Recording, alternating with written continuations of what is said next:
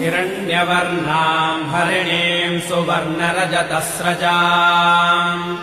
चन्द्राम् हिरण्मयीम् लक्ष्मीम् जातवेदो महावह ताम् महावह जातवेदो लक्ष्मीमनपगामिनीम् यस्याम् हिरण्यम् विन्देयम् गामश्वम् पुरुषानहम् अश्वपूर्वाम् रथमध्याम् हस्तिनादप्रबोधिनीम्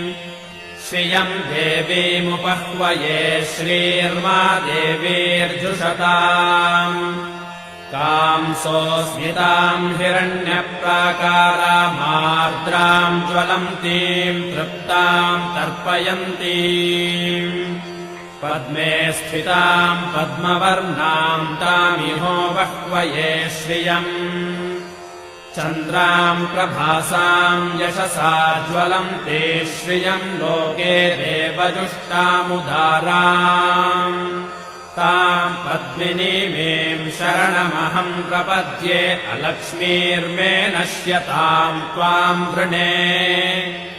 आदित्यवर्णे तपसोऽधिजातो वनस्पतिस्तव वृक्षोऽथ बिल्वः तस्य फलानि तपसानुदन्तु मायान्तरायाश्च बाह्या अलक्ष्मीः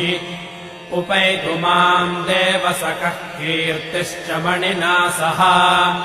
प्रादुर्भूतोऽस्मि राष्ट्रेऽस्मिन् कीर्तिमृद्धिम् ददातु मे क्षुत्पिपासामलाम् ज्येष्ठामलक्ष्मीर्नाशयाम्यहम् अभूतिमसमृद्धिम् च सर्वान्निर्नुद मे गृहात् गन्धद्वाराम् दुराधर्षाम् नित्यपुष्टाम् करीषिणीम्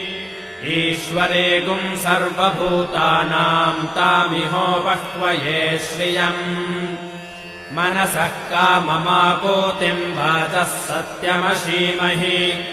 पशूनाम् रूपमन्नस्य मयि श्रीश्रयताम् यशः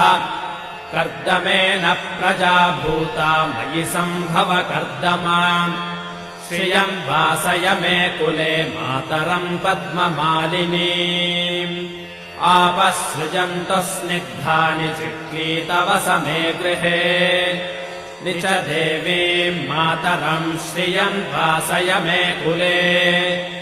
आर्द्राम् पुष्करिणीम् पुष्टिम् सुवर्णाम् हेममालिनीम्